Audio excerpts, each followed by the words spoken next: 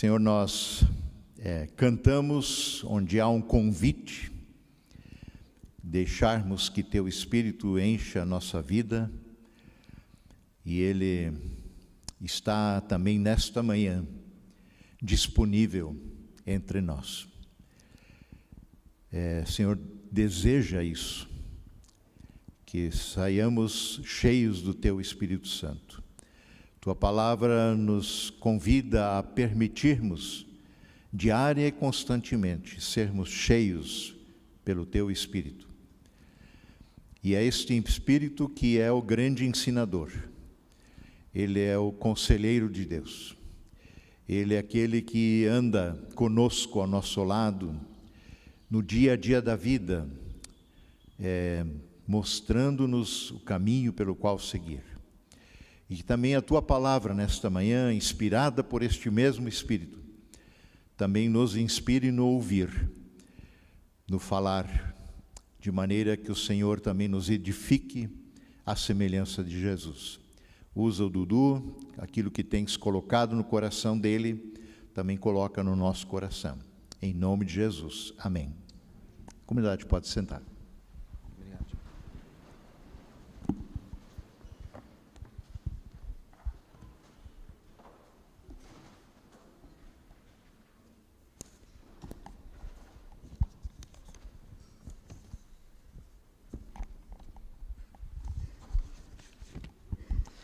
Bom dia para quem eu não dei bom dia.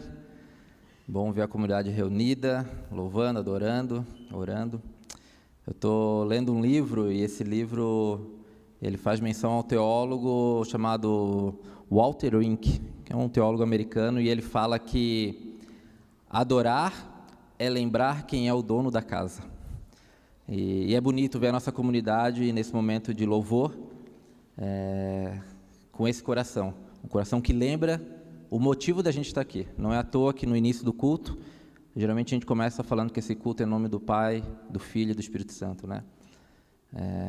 Essa igreja tem um dono, que é um Senhor, né? Então, que a gente continue assim enquanto igreja, adorando para lembrar quem que é o Senhor dessa igreja, né? Que Ele continue sendo o Senhor, não do CNPJ da Redentor, mas o Senhor da vida de cada um, que faz parte, que faz com que essa comunidade viva. Amém? Bom, gente, retomando o ano, mas janeiro já está acabando, né? É um ano que começa, mas já está voando. Mas é bom estar aqui, é bom estar com a comunidade, é bom poder compartilhar da palavra. E hoje a palavra que eu quero compartilhar com vocês, ela é uma passagem que vai contar um momento de Jesus.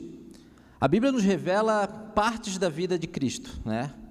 Que alguns teólogos, alguns livros até dividem essas partes por módulos, mas a gente tem o seu nascimento, da sua infância, adolescência tem pouca coisa até, tem mais do seu período ministerial, e esse período ministerial também ele tem algumas classificações, né? Tem um período ministerial que é o início do ministério de Jesus, ele até não é tão conhecido, digamos assim, ele não é tão popular, para muitos ele ainda é aquele cara de Nazaré, filho de carpinteiro.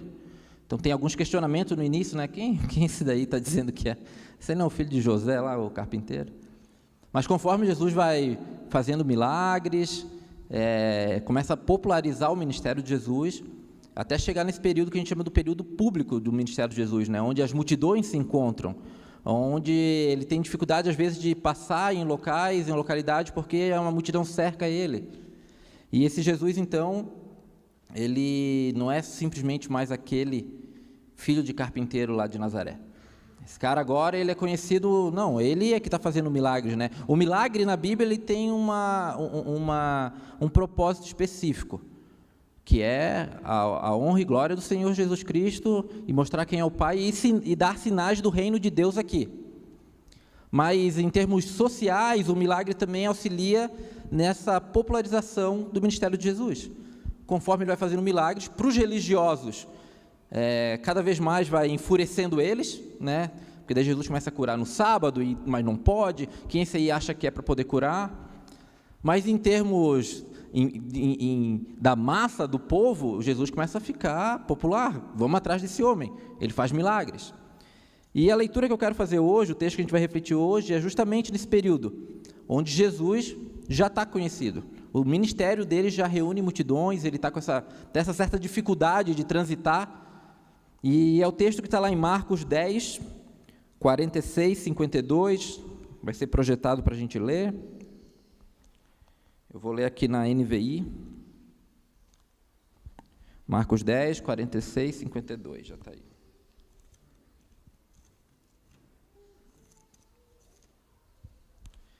Fala o seguinte: então chegaram a Jericó, quando Jesus e seus discípulos, juntamente com uma grande multidão, então conforme eu falei, estavam saindo da cidade, e o filho de Timeu, Bartimeu, que era cego, estava sentado à beira do caminho pedindo esmolas. Quando viu que era Jesus de Nazaré, começou a gritar: Jesus, filho de Davi, tem misericórdia de mim. Muitos o repreendiam para que ficasse calado, ficasse quieto, mas ele gritava ainda mais: Filho de Davi, tem misericórdia de mim. Jesus parou e disse: Chame-no. E chamaram o cego. Ânimo, levante-se, ele está chamando. Lançando a sua capa para o lado, de um salto pôs-se e dirigiu-se a Jesus. O que você quer que eu faça? Perguntou Jesus. E o cego respondeu: Mestre, eu quero ver. Vá, disse Jesus. A sua fé o curou. Imediatamente ele recuperou a visão e seguiu Jesus pelo caminho. Até aqui. Senhor, que a Tua palavra nos mostre, nos revele o que tem para falar para essa comunidade, para os nossos corações, Senhor. Que essa palavra possa penetrar o mais profundo da nossa alma, Pai, e nos revelar quem somos diante de Ti, Pai. Para que Tu assim seja, Senhor, da nossa vida, Senhor. Esse é o desejo do meu coração. Esse é o desejo de alguém que quer diminuir cada vez mais para que Tu cresça, Pai. E o Teu senhorio seja predominante na minha vida, na vida dessa comunidade, Pai. Para que o Teu nome seja, para o Teu nome seja toda a honra e glória. Amém. Jesus está em Jericó, com os discípulos andando, caminhando, e ele está saindo da cidade. Jericó, na época de Jesus, ficava mais ou menos aí uns 25 quilômetros de Jerusalém. Isso é para a gente ter noção, Jesus não foi um cara que viajou muito, não saiu muito daquela região, mas tinham boas caminhadas por ali, quando ele saía de uma região para outra, se locomovia assim, caminhando por volta de 20, 30 quilômetros. Então ali naquela reunião, naquela situação, ele está passando e fala que tem então Bartimeu, um cego, à beira do caminho. Essa cena de um cego ou um deficiente, seja uma deficiência física, à beira do caminho, nessa região, no caminho onde passavam os peregrinos, ela era normal. O Bartimeu não era uma raridade. Nossa, vocês viram? Muitas pessoas com deficiência ficavam à beira do caminho, fora dos muros da cidade, mendigando, pedindo esmolas. Por quê? Porque esse povo era excluído também. Não era simplesmente uma opção. Eles tinham uma exclusão religiosa. Então, para vários grupos religiosos, para todos os grupos religiosos, eles eram excluídos, para os fariseus, ou seitas como os dos essênios, eles olhavam para esse pessoal que tinha algum tipo de deficiência e falavam: não, isso aqui está atrelado a algum pecado. E isso é tão comum, e era tão normal na época, que em outras situações, quando Jesus vai curar, os próprios discípulos de Jesus perguntam: Senhor, ele é assim deficiente por causa do pecado próprio ou do pecado dos pais? Porque também tinha essa questão do olhar do pecado hereditário. E aí até numa dessas situações Jesus fala para os seus discípulos: não é nem de um e nem de outro. Mas então, por essa visão religiosa da época, eles estão assim por causa do pecado, pode ser deles ou dos pais. Eles recebiam essa exclusão desse sistema religioso. E, consequentemente, também eles tinham essa exclusão social. Não conseguiam empregos, então tinham dificuldades, e em muitas situações eles tinham que dormir fora dos muros da cidade, porque eram considerados pecadores e impuros.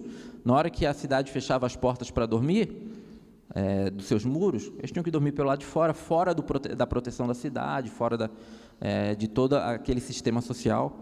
E isso, por consequência, dava esse cenário que a gente viu agora. Muitas pessoas pedindo esmolas e mendigando entre os caminhos onde passavam os peregrinos, onde passava o pessoal que estava vindo de cidade em cidade. Então Jesus está naquela situação ali de passando, e esse cara aí, esse tal de Bartimeu, então, está nessa situação, gritando, tem misericórdia de mim, tem misericórdia de mim.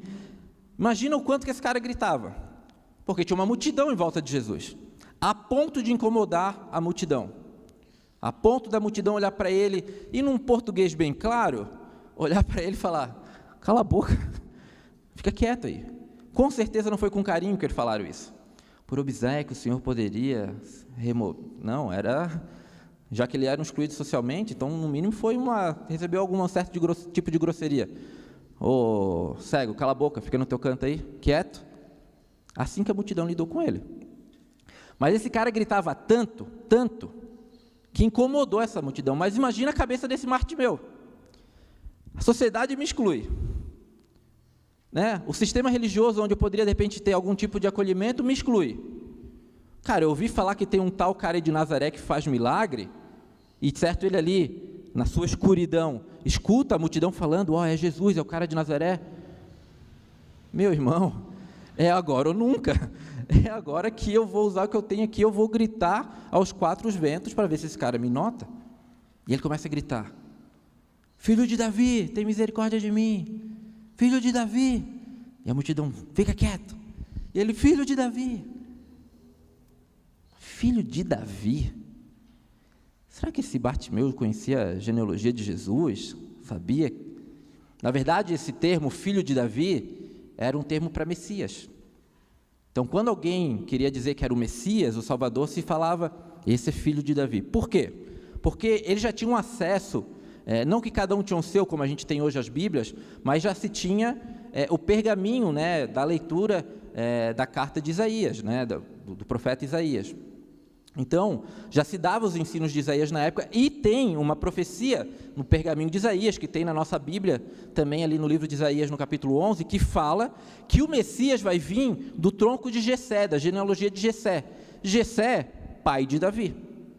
Logo, uma das questões para a pessoa poder ser o Messias, ela tinha que vir da genealogia de Davi. Tinha que olhar para toda a sua árvore genealógica e falar, esse cara vem do tronco de Davi. Caso contrário, já era uma condição de não ser Messias. O Evangelho vai nos mostrar que Jesus tem esse traço na sua vida, né? Ele vem desse tronco, então por isso esse cara está falando, em traduções aqui, ele está falando então, Jesus Messias. Jesus Messias. E aí, por espanto da multidão, Jesus fala, chama ele. Eu fico imaginando, né, a multidão, né, cala a boca, fica quieto aí, chama ele. Vamos lá, né, vamos lá, tipo, tu tem que mudar na hora, tanto é que eles falam, bem-aventurado é tu que ele está te chamando, fica feliz aí, porque se dependesse da gente, rapaz, tu ia ficar na beira do caminho aí até, e ele fala, não, venha.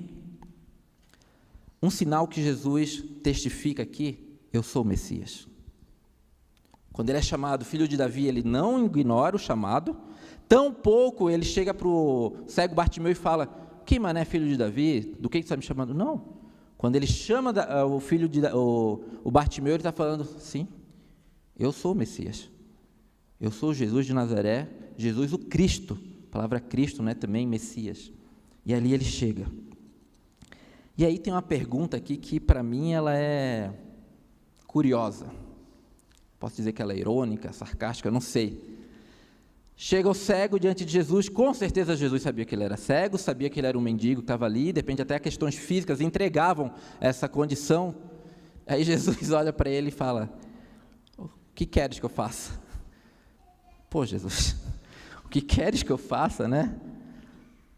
Sabe quando chega em casa e tu fala para a mãe, pro pai, né? Ou chega alguém morrendo de fome, e aí tu olha, chega teu filho morrendo de fome, tu está cozinhando, fazendo aquele bife, e o filho senta na mesa, olha para ti, aí tu pergunta, o que tu quer, filho? Pô, mãe, sentado na mesa, com fome, quer comer, né? Essa situação parece uma pergunta, Jesus, o que tu quer? Tu quer mexer com esse cara? Tu quer provocar ele? O que queres que eu faça? Esse cara é cego, está à beira do caminho, mendigando. Mas Bartimeu, Não entrou nessas loucuras da cabeça do Dudu aqui de ficar questionando. É a chance da minha vida, tu acha que eu vou ainda retrucar o cara? Por que tu está me perguntando isso? Não, Bartimeu falou, eu quero é ver. Eu quero ver. Jesus fala, vai, porque a tua fé te curou. Aí fala que Bartimeu, ao mesmo tempo ali, passa a seguir Jesus em meio à multidão. Esse texto, ele nos revela quem é esse Cristo, né? Um Cristo que acolhe. Mas eu fico pensando agora nessa situação desse Bartimeu, sentado à beira do caminho pedindo esmola, e de repente esse Cristo cura. A Bíblia revela o passo seguinte, logo, imediato, passa a seguir Jesus. Mas o que se deu desse Bartimeu um dia depois, uma semana depois, meses depois? Porque ele não só passou a enxergar. Para começar agora, ele não tem mais nem justificativa para ficar na beira do caminho pedindo esmola. Agora tu enxerga. Esse cara agora vai ter que arranjar um emprego, que até então ele não conseguia, mas agora tu enxerga. Imagina, Bartimeu passou a enxergar naquele instante, de repente a luz ainda estava incomodando, em meio àquela multidão, ele começa a reconhecer as vozes e os rostos. Ah, essa voz é que eu já ouvi, é esse rosto.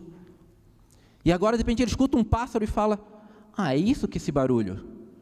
E de repente ele escuta, uma árvore mexendo por causa do vento. Ah, é isso.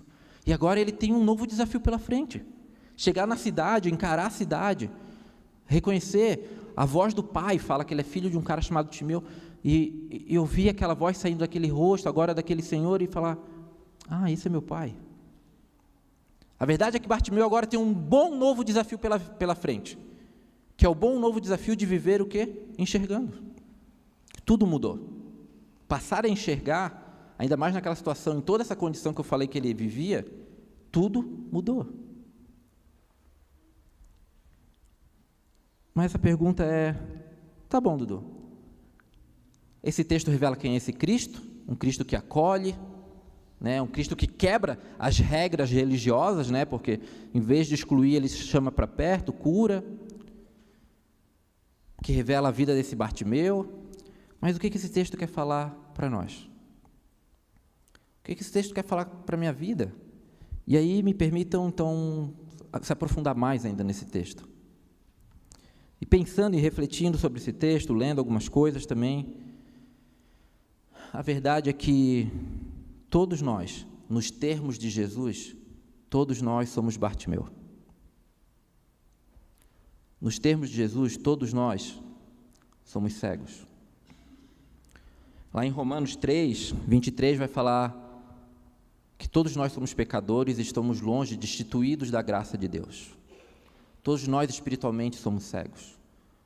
Vários textos, a gente vai ler outros daqui para frente, vários textos bíblicos é usada essa metáfora. Vocês enxergam, mas são cegos. O texto que o Jackson leu para nós agora também na introdução, ele vai falar disso, né? O povo, vocês se acham ricos, vocês são cegos, pobres, nus. Então essas metáforas de enxergar fisicamente, mas ser cego espiritualmente é usado várias vezes na Bíblia. E todos nós somos esse Bartimeu. Todos nós somos esse que não enxerga. Que temos essa dificuldade de ver para além daquilo que temos aqui. Só que, por mais que a gente seja igual ao Bartimeu, muitas vezes a nossa reação, muitas vezes a nossa resposta, a nossa postura diante de Deus é diferente da de Bartimeu. Me deixa aqui na escuridão. Me deixa aqui na paz das minhas trevas. Porque a gente se acostuma a viver em meio à escuridão. Imagina que todo mundo aqui, a maioria das pessoas tem aquele quartinho da bagunça em casa, né? Imagina um quartinho desse da bagunça potencializado. Eu não sei se todo mundo vai ter o quartinho da bagunça, né? Porque pela cultura alemã, um povo bem organizado também, né? Então, né? Tem homem aí fazendo assim e a mulher do lado fazendo assim. Não, a minha casa não. Então só imagina que tu tem, né? Teu marido falou, mas foi só para concordar comigo, para não ficar sozinho. Aquele quarto bem bagunçado, sujo. Por vezes, mais vale deixar as portas fechadas, a janela fechada, ele naquela escuridão. Porque ter que abrir a porta e mexer nesse quarto vai dar muito trabalho. Muito trabalho. Tem coisa que a gente vai ter que jogar fora. O cheiro não vai estar bom. Tem coisa que a gente vai ter que reformar. A gente vai ter que pintar, lavar. E diante então desse Cristo, por muitas vezes essa é a nossa reação, diante de alguns quartos escuros da nossa vida, é falar: Deus, nem mexe nesse aqui não, deixa aqui, esse aqui deixa em meio a essa escuridão. A questão é que, diante disso, desse cenário, começa a fazer sentido a pergunta de Jesus: o que queres que eu faça? Porque dependendo do que tu for responder, ele vai botar a mão. E quando ele botar a mão, tu vai passar a enxergar, assim como o Bartimeu. Só que às vezes, enxergar agora um novo mundo através do prisma de Cristo é um grande desafio. É um confronto com a verdade de Cristo. Passar a enxergar o mundo agora, depois do toque dele, é enxergar o mundo agora não mais com os olhos do Dudu, mas com os olhos daquele que agora me faz ser nova criatura. Mas enxergar o mundo com os olhos de Cristo é um desafio. Porque a primeira situação, aquele primeiro que tem que ser transformado sou eu. E o quanto que eu estou preparado para falar: Senhor, eu quero ver com os teus olhos o meu casamento. Vão ter coisas que eu tenho que mudar. Enquanto eu não enxergo o meu casamento, por exemplo, com os meus olhos, com os olhos de Cristo, enxergo só com meus olhos, o culpado é o outro. É a minha mulher também. Fazer igual Adão, né? A companheira que me deste, a culpa não é minha. Mas uma vez que ele abre os meus olhos, eu tenho que enxergar quanta coisa que o Dudu tem que mudar para o meu casamento ser conforme o querer de Cristo. Quantas coisas teria que mudar para mudar o meu relacionamento com meu filho, com a minha filha. Que por vezes, por causa do meu conforto, eu prefiro dar um tablet, dar um celular, e deixa que a creche cria, deixa que a igreja fala. Eu abro mão do discipulado dentro de casa, de discipular meu filho, minha filha, de ter tempo de qualidade. Ou quantas vezes eu falo: não, Jesus, me deixa aqui nas minhas trevas, porque se tu abrir meus olhos em relação à comunidade que eu estou indo, vai ser difícil, porque eu prefiro ir para a igreja e falar: eu quero ser servido, e deu. O quanto vai ser difícil fazer eu enxergar, de repente, a comunidade do Redentor, o corpo de Cristo que eu faço parte agora, através dos olhos dele. E quando um irmão falhar, eu ter que agir com misericórdia e não com julgo. É difícil. É difícil, porque a gente tem que ser moldado.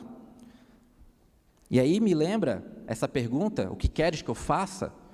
Me lembra esse texto, a gente combinou, obviamente, né? Não foi...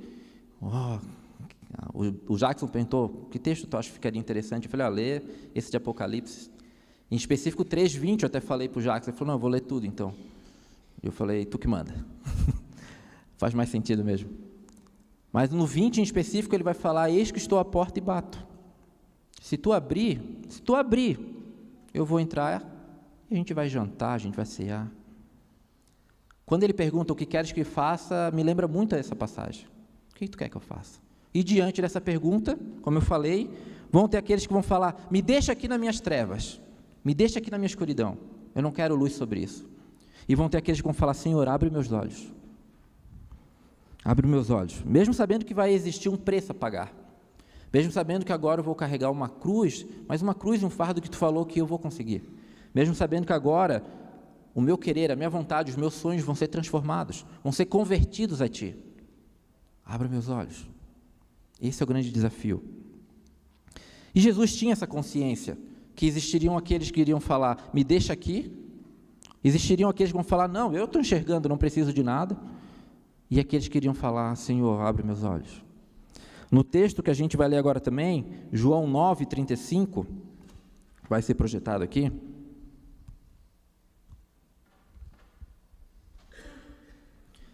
É uma situação parecida. Jesus acabara de curar um cego também. E aí os fariseus, os religiosos da época, vão questionar esse cego. Agora não mais cego, né? Tu era cego mesmo? Era. Quem te curou? O Jesus lá, o de Nazaré. Não pode. E aí eu falei: não, é verdade. E eles estão questionando, a ponto dos fariseus expulsar ele fala assim: sai daqui.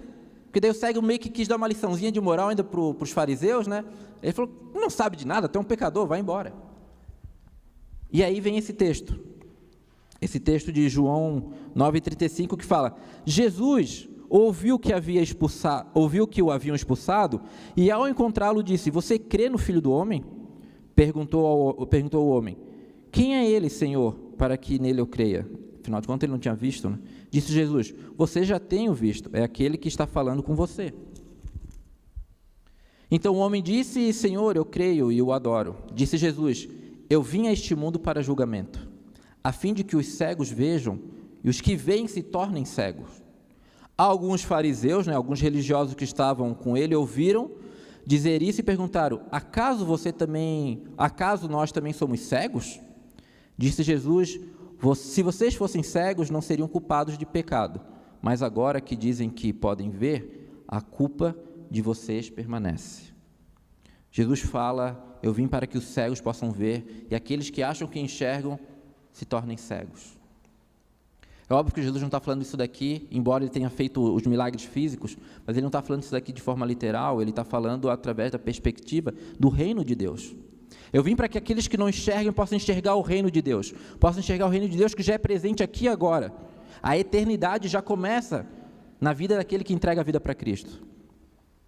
E aquele que acha que já enxerga tudo, ele está falando: se tu acha que tu já enxerga tudo pela sua própria força, pelo seu próprio conhecimento, cego tu és. Cego tu és. Em outra situação também, Jesus está contando umas parábolas, e Jesus já contava em parábola para facilitar o entendimento, né? E Jesus está contando a parábola do semeador, uma parábola que já foi pregada aqui algumas vezes, e entre a contação da parábola e a explicação da parábola, Jesus também tem mais uma fala, que também usa toda essa linguagem do enxergar, que está lá em Mateus 13, e ele vai falar o seguinte, Mateus 13, 13 até o 17. Então Jesus conta essa parábola, o povo não está entendendo direito, os discípulos também não, e aí Jesus fala assim para eles: por essa razão eu lhes falo em parábola, porque vendo eles não veem e ouvindo não ouvem nem entendem. Nele se cumpriu a profecia de Isaías. Ainda que estejam sempre ouvindo, vocês nunca entenderão. Ainda que estejam sempre vendo, jamais perceberão, pois o coração deste povo se tornou insensível, de má vontade, ouviram com seus ouvidos e fecharam os seus olhos. Se assim não fosse, poderiam ver com os olhos, ouvir com os ouvidos, entender com o coração e converter-se, e eu os curaria. Mas felizes são os olhos de vocês, porque veem, e os ouvidos de vocês, porque ouvem. Pois eu lhes digo a verdade, muitos profetas e justos desejaram ver o que vocês estão vendo, mas não viram. Ouvir o que vocês estão ouvindo, mas não ouviram. Felizes somos nós, que podemos ouvir dessa palavra, escutar dessa palavra, viver a comunhão por consequência dessa palavra. E pedir: Senhor, abre os meus olhos. Eu quero ver. Não quero viver mais na minha escuridão. Nessa escuridão onde a gente se adapta, esse é o problema. Sabe quando tu já conhece o quarto escuro, tu já anda meio que de lado, porque aqui tu iria bater a canela, aqui tu já meio que abaixa porque sabe que tem um suporte. Na escuridão a gente começa a viver assim na nossa vida. Eu faço meio que assim, porque eu sei que ali eu posso ir, assim eu não posso, mas no fim das contas são escuridão. No fim das contas são trevas. E o que Jesus está falando assim: eu vou botar luz sobre isso se tu deixar. Como é que a gente está preparado para esse bom desafio? Como é que a gente está preparado para poder enxergar e falar: Senhor, transforma o que tem para transformar?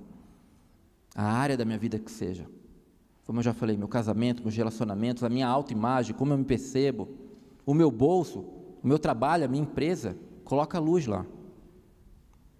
Eu vou fazer a leitura de um livro. O livro se chama A Felicidade Nesta Vida.